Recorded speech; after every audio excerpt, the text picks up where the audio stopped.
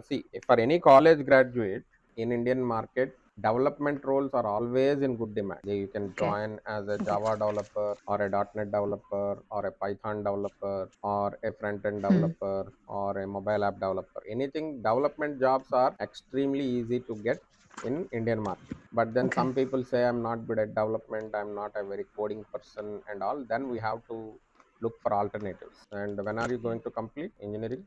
2027. Think by the time you graduate out of college, AI will be in boom. So for AI, Mm-hmm. data engineering would be a right pathway. Okay, so Okay. as of now, you can take up anything of your choice because nothing restricts a computer science graduate to take up anything. It all boils down to Okay. your personal preferences and your strengths and weaknesses. Some people might be very interested in security side, some people might be very interested in infrastructure side, some people might be very interested in data side. So that comes out of interest. Some people might be very strong in coding, some people might be very weak in coding, or some people might hate coding.